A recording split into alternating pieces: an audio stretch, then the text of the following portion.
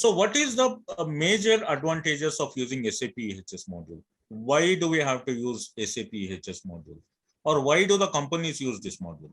So first and foremost, you know very well, because you are EHS managers, you are EHS professionals, any EHS policy is actually framed at the management level. The management, top management will devise a policy, they will frame a policy, and they will say, okay, now from now on we will be very careful about the safety procedures, we will be very careful about the environment management, and we are going to provide a healthy work environment for the people. We will comply with all the regulations. Like that, they will create one policy. But just creating a policy at the management level is not sufficient. You have to translate that policy at the ground level. How do you want to define EHS? What kind of EHS management system you want to implement? All that happens at the ground level. So to implement your EHS plans and procedures at the ground level, SAP EHS module is very convenient. It will help you actually. You can plan using the software and you can implement those plans at the ground level. That is the number one advantage. Secondly, as a company, you have to comply with so many regulations. Like I told you, maybe dangerous goods regulations, maybe hazardous substance regulations, or waste related regulations, product compliance related regulations are there. There are, I don't know, 15-20 regulations which you need to follow.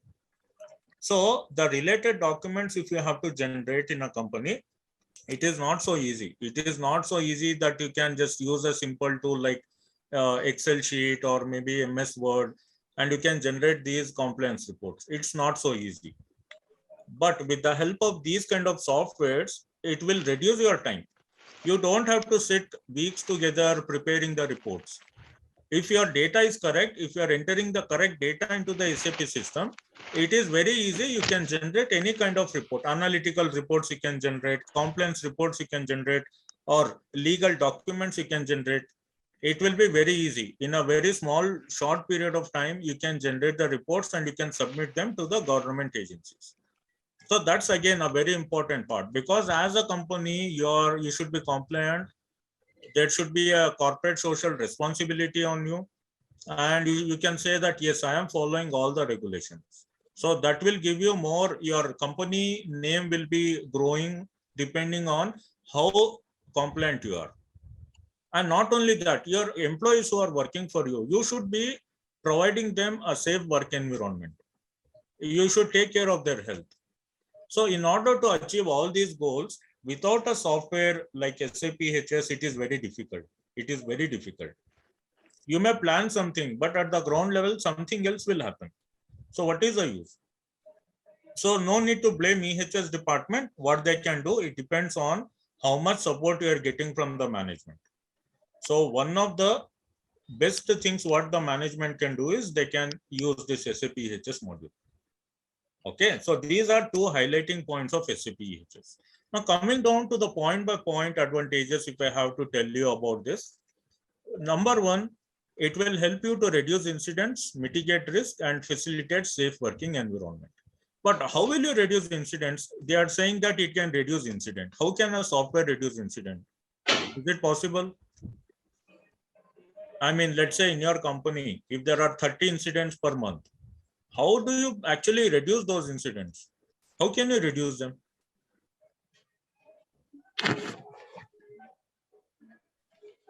It can be near miss, it can be major incidents, whatever. How can you reduce the incidents? Can the software help you to reduce incidents? It's not robotic in nature. It cannot do anything by itself. No, it cannot. How you can reduce the incidents is by actually concentrating which is the area, in which area the more number of incidents are occurring. Is it something related to working at height? It is something related to hot works which are doing in the company? Or maybe is it something related to confined space or falling materials? SAP EHS will give you a breakup of incidents. Okay, last month, how many incidents occurred? How many were near miss incidents? What were the major incidents? Was it falling objects? Did somebody fall from height? Or was there a fire incident? Like that, it is going to break down all your incidents so that you can concentrate on those incidents which are more frequent. You can apply control measures and you can bring the incident rate. You can bring down the incident rate by if you know which area you have to concentrate. So in that case, SAP EHS module will be very helpful. Okay, that's first thing. Secondly, if your company is something related to chemicals or hazardous products, if it manufactures hazardous products, then what happens? There are regulations which you need to follow. How many hazardous substances you are using, in how much quantity you are keeping them in the plant, everything should be as per the regulation. If the regulation says nothing, the hazardous substance cannot be more than 100 kilograms, you cannot keep it 150 kilograms. You should always maintain that quantity limit. You should never allow it to go beyond 100 kilograms. So to store your hazardous substances and to handle them safely, there is a component called substance volume tracking in EHS, which will help the companies to track how much quantity of hazardous substances are presently there. Whenever any hazardous substance quantity reaches maximum limit, you can bring down the quantity within the acceptable limit. So towards that end, we have one of the solutions in SAP EHS. Next, it will allow you to continuously monitor the incident patterns. Like I told, there are near miss incidents, dangerous occurrences, minor incidents, major accidents, like that. Many types of incidents will be there. So you will be able to break them down into different categories. Near miss 30, minor incidents 10, major accident 5. Like that, you can break down how many incidents are occurring per month or per quarter, depending on your time frame. Then you can take action accordingly to bring it under control. You have to always reduce the number of incidents. You cannot allow it to keep on growing. A good EHS system is the one in which you have to bring down the number of incidents. So with the help of this SAP EHS module, you can project what are the number of incidents, which are the different incidents that are occurring, what you should do in order to control them. Everything you can plan using the EHS software. It is possible. So that is why we have this third point here. And then, as I told before, all the legal, safety, and sustainability regulations you can comply if you are using SAP EHS module. Like, every month you may have to submit certain reports. Emission reports are there, waste management reports will be there, dangerous goods management reports you have to generate. All these different reports, you have to generate from time to time and you need to submit them. So if you have a SAP EHS module, it will be very easy for you. There will be report templates. By using those report templates, you can generate any kind of report you want and you can submit them to the agency. It will be very easy for you to generate any kind of report you want and you can submit them to the different government agencies. That is possible. And then finally, we have assessing risk proactively and implementing necessary checkpoints. What do you understand by this? Assessing risk proactively means performing risk assessment before any accident happens. You know very well, as a part of risk assessment, first you should identify what are the hazards which are present in a company, at what level they are existing, what should I do in order to bring it under control. That should be the main focus when you are performing risk assessment. So there is a application in SAP EHS module called risk assessment, using which you can capture what are the hazards that are inherent in a company. You can do the risk assessments, you can implement control measures, and you can see that the hazards are under control. So there is a possibility of using risk assessment in your EHS module. You can select any agent and you can perform the risk assessment. It is possible. Okay, these are some of the advantages point by point I have just put down here. There are many other advantages. Not like, I have to prepare 2-3 slides just to capture those EHS advantages. But I am limiting myself to 4 or 5 of these points, which are very important according to me. Okay, any question up to here, guys? These are some of the important points that I have highlighted. for SAP EHS module. Any question for me? No question. I'll carry on. Okay. So what are we actually going to learn in SAP EHS module? First and foremost, I will take you through some of the basic concepts in SAP, like, what is SAP, company overview, what are the different project types we have, okay, and how many modules we have, all the general things about SAP and also about EHS. So we'll have a general overview. Then we start with basic data and tools. Basic data and tools is a component in EHS module which we use to create and store the EHS data. For example, if you want to create any chemical related data and if you want to store it in EHS module, you can use basic data and tools. So in this, mainly we use two things, specification management and phrase management for creating our EHS data.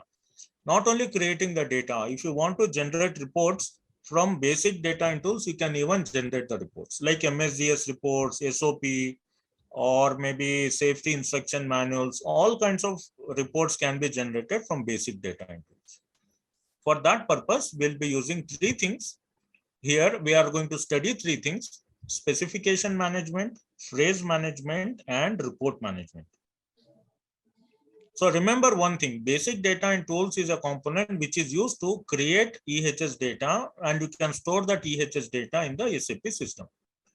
That is the first component, and it is a very important component. Without this, you cannot use other components because all your EHS data will be somehow residing in basic data and tools. Okay, so that's basic data and tools. Next, we'll study product safety, which is again a very important topic. A lot of times you may see the job description. They will ask you for product safety experience, because product safety means what are the hazardous substances you are manufacturing in the company, and related to them, what are the documents that you need to generate, the documents that you need to prepare. All that we are going to see in the product safety. So first we'll take up report information system, where all your reports, all your EHS documents are stored, especially related to product safety. All the documents will be there in the report information system.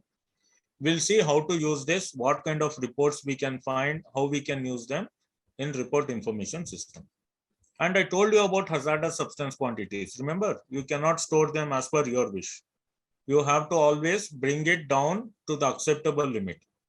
So how will you come to know? If there are hundreds of chemicals in a company, you cannot go to each place and check how much is the quantity, how much quantity of hazardous substances are being stored.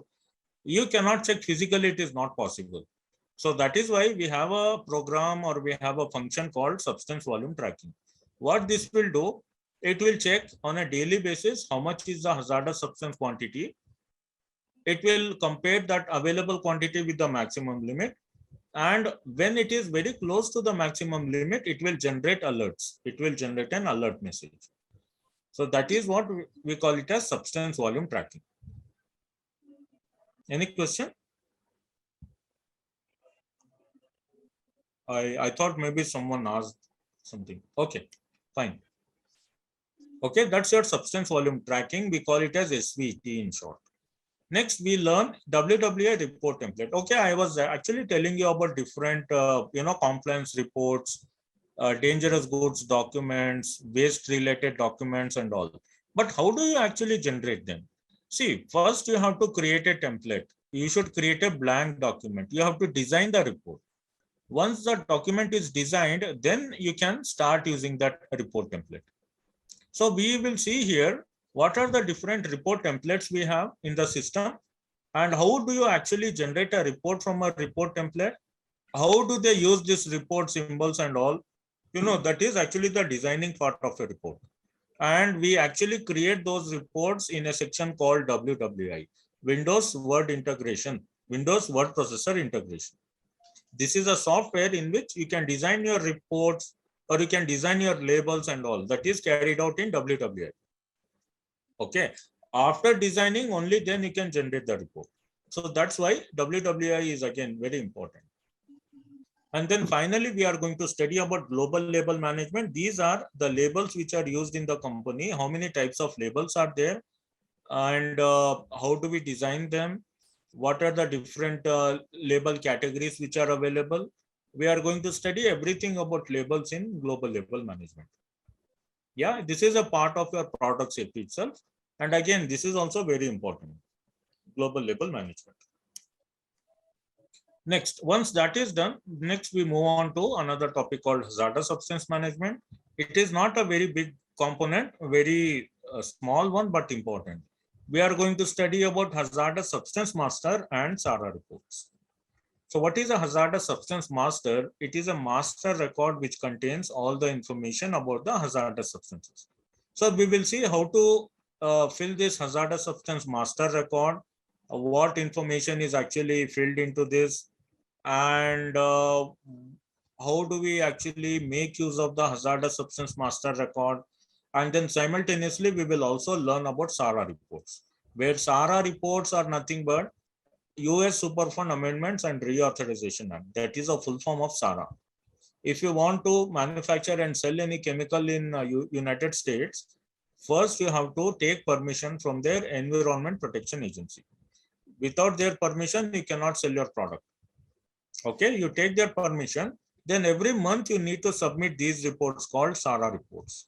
These reports will contain details related to how many hazardous substances you are using in the company, what are the hazard categories they belong to, in how much quantity you are storing those hazardous substances. Like that, all the information about hazardous substances will be there in the SARA report. And we have to submit these reports every month to American agency called EPA. Okay, so these are the only two topics, but again, very important because we can create even the hazardous substances here in hazardous substance management. Okay, are we clear up to here? Any question? So we have seen basic data and tools, product safety, and hazardous substance management. Okay, let's carry on. Dangerous goods management. Do you know what is a dangerous good? Can somebody tell me what is a dangerous good? Definition? Flammable materials. Flammable material, that is one of the characteristics of a dangerous good. It's not a definition. Which are easily can catch as fire. Okay, only fire? Fire or blast. Explosives. Explosives. Anything which has the potential to cause harm to the environment or to the person or to the property. Very good. Yeah, any substance that can cause harm to humans, animals, or environment, that is a dangerous good. And what is the definition for hazardous substance? Even the definition for hazardous substance is same. Any substance that can cause damage to human health, environment, or animals, okay, when being handled or stored, is a hazardous substance. Both are same. Whether you see the definition of hazardous substance or whether you see dangerous goods. Yeah.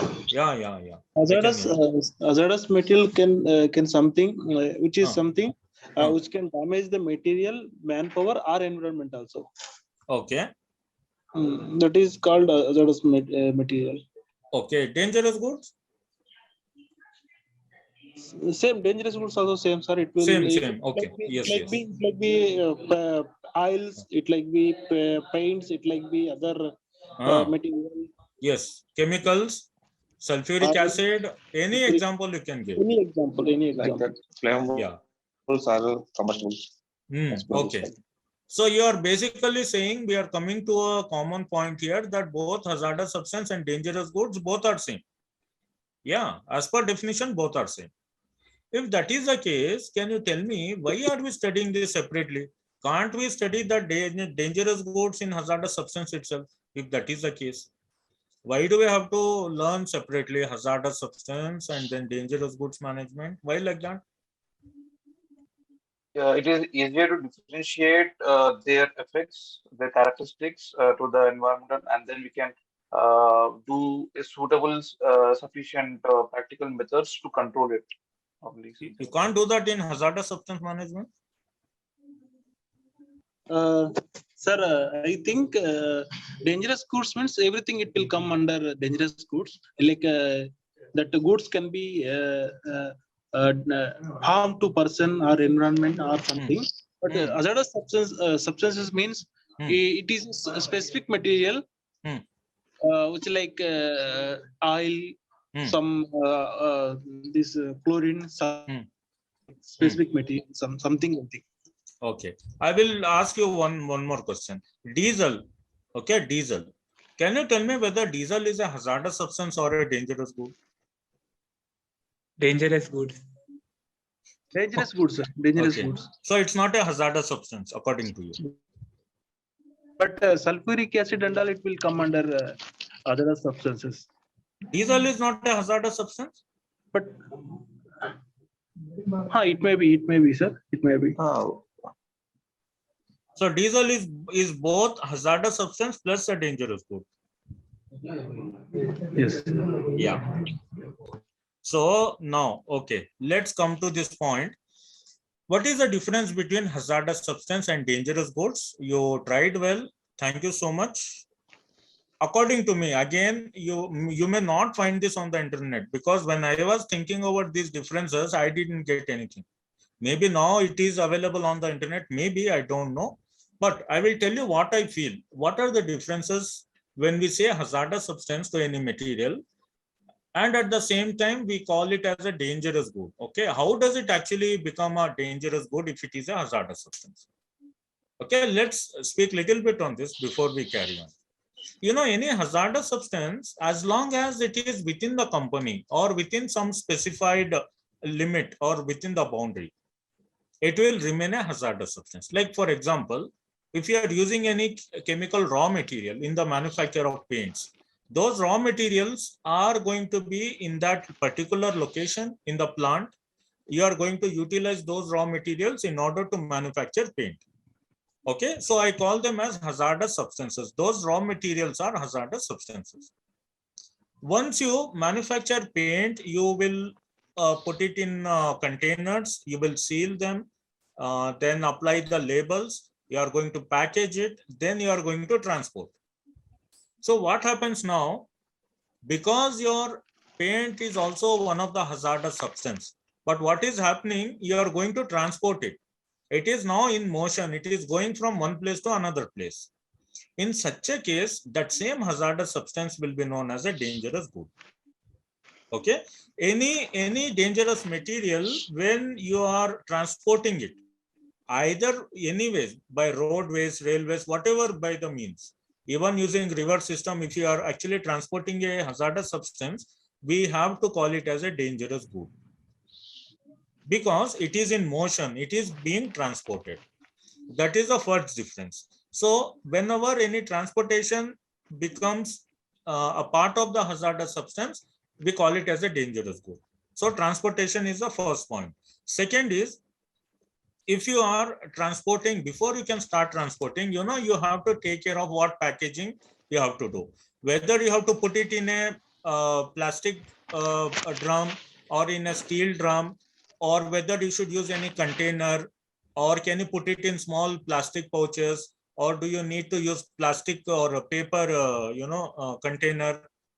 How do you, what kind of material do you need to package a hazardous substance? That becomes very important, because there are certain hazardous substances which will react with your packaging material and it may explode or it may catch fire. For example, can you transport sulfuric acid in a plastic drum or a plastic container? It's not possible. It's not possible. As soon as you pour that material into the container, plastic container, it's going to burn out. No way. You have to use some metal containers, metal drums or tankers. You have to fill that and then you can transport. So each hazardous substance requires a separate packaging material. Okay, so again, that is the second point which converts a hazardous substance into a dangerous good. So exactly that is the reason in dangerous goods management, we are going to study what are the different transportation means we have for transporting our dangerous goods, what kind of packaging materials are available to us in order to package the dangerous good. And then we are also going to see what are the most famous dangerous goods regulations which are followed across the world. Like you have ADR regulation, ADNR, IATA, IMDG, like that. There are some very important dangerous goods regulations. So we are going to study about them. we are going to study about the different modes of transportation, and we are going to study about dangerous good master record. Dangerous good master record is again very important because that is what is going to tell you what a dangerous good characteristics are. What is the name of the dangerous good? What are its physical chemical properties? What kind of packaging material I need to use? What is the maximum allowed limit for transportation for that material? What is the means of transportation I need to use? And what temperature, at what temperature should I transport that material? And yeah, to which class it belongs, dangerous goods class, whether class 1, class 2, class 3, like that. I have to basically write or create all the data related to the dangerous good. All the data. You take any example, even if you take butyl alcohol as an example, related to that butyl alcohol, you have to create all the information. And that information will be available in your dangerous goods master record. So this is very important. Whenever you are studying dangerous goods, you should know what is a dangerous good master record. So we will study about that in our dangerous goods management. And similarly, yes, there are some documents which we need to create for dangerous goods. And these documents are created by SD consultants, SD sales department. But we should also know what kind of data they are creating. What are the control mechanisms are there, so that they don't create some wrong information in, they don't input wrong data into those documents. So we have something known as dangerous good checks, which I will be speaking about. Okay, these are some of the important points when we come to dangerous goods management. Okay, so this is very important topic in EHS. Next, we move on to waste management. Again, if you are generating any hazardous waste or any kind of waste in the company, related to that waste, you can manage all the data. How much quantity you are generating, what is the type of waste, okay, who is the vendor that will be disposing the waste, who is the vendor that will be carrying the waste to the disposal facility.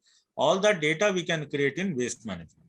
So this has been divided into basic data and master data, where basic data speaks about the basic concepts like what is waste code, what is waste catalog. Like that, we'll be knowing a few of the, I can say, definitions in waste management.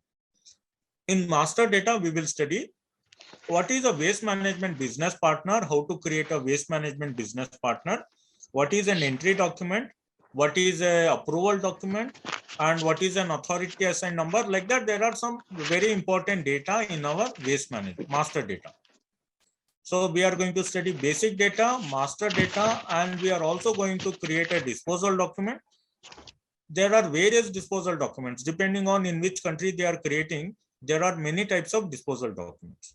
So we will select one of them and we will create a disposal document in waste management. Though it is not so widely used in India, but still it is one of the important topics in EHS module.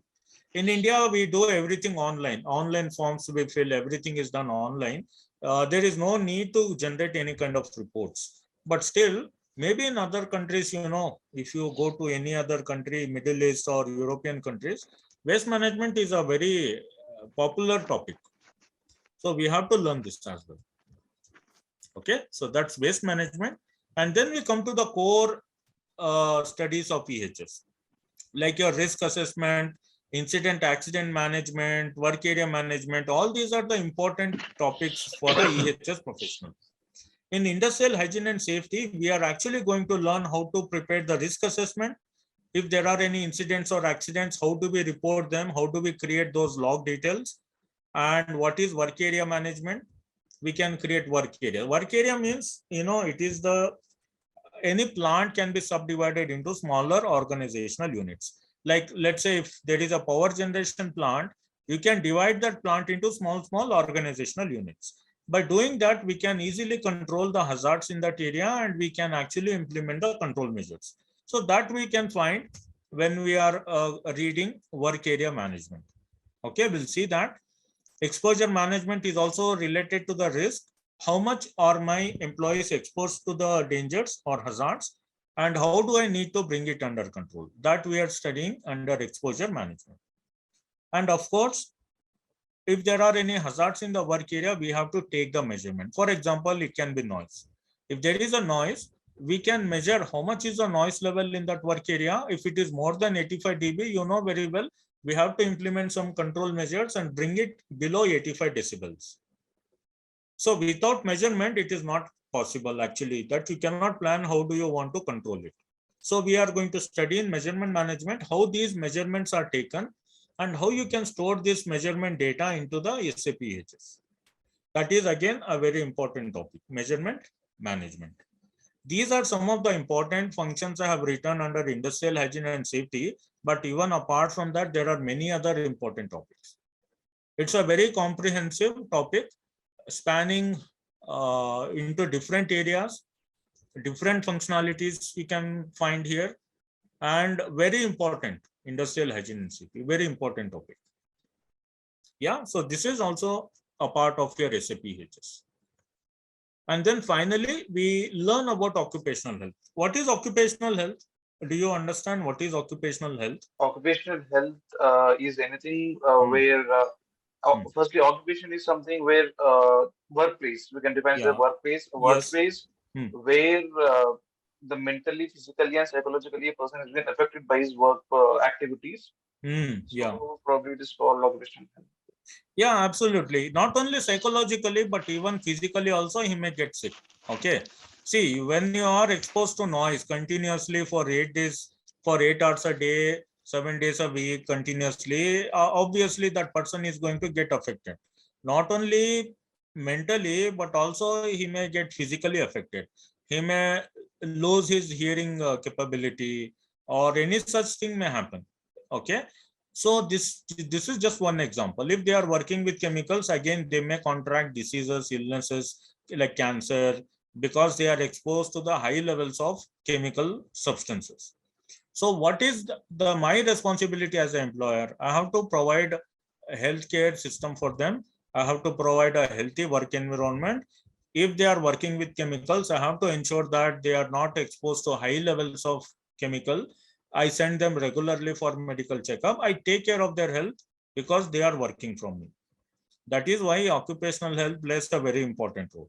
Okay. So using this occupational health component, we can actually define what are the different medical services we can provide to the employees. What are the different medical checkups we can provide, like pre-employment medical checkup, post-employment medical checkup, regular medical checkups. We can plan how many people you want to send for medical checkup. You can send invitations to them. You can create an appointment for them. Okay. And when he completes the medical checkup, all the employees' medical data, medical reports will be available in occupational health. You can store all of that data in occupational health component. That is another advantage. Not only that, if you are sending employees for, let's say, vaccination, the vaccination detail of every employee can be stored in occupational health. Apart from that, if there is any injury or illness to an employee, you can report it to your management by creating an injury illness log. Okay, so but basically occupational health is a component that is solely responsible for handling health and well-being of the employees. So it is all related to the health, and medical terminologies are used here. And we have to maintain the data, medical records of all the employees. Yeah, in your occupational health component. So this is also one of the important stuff. Occupational health and industrial hygiene, no matter what kind of industry it is, civil or aerospace or chemical, oil and gas, doesn't matter. Industrial hygiene and safety and occupational health, these two components are required in every kind of company. It doesn't matter what they do, what they manufacture. Because occupational health, as long as they are employees working, you need occupational health. As long as they are working in a plant, you need industrial hygiene and safety. So you cannot use SAP EHS module without these two things. They are required everywhere. So these are the two most important versatile components of SAP EHS. Okay, so this is what we have. This is what we are going to learn in SAP EHS module. Apart from this, yes, some technical stuff also I'm going to teach you, like what are tables, how you can access tables. Okay, and what is an integration, to which other modules our SAP EHS is integrated. So we are also going to see some of the technical stuff in SAP EHS, right? So this is our agenda. This is what we are going to see in our course, in our SAP EHS module. And with that, maybe we will conclude our course. Okay, did you understand?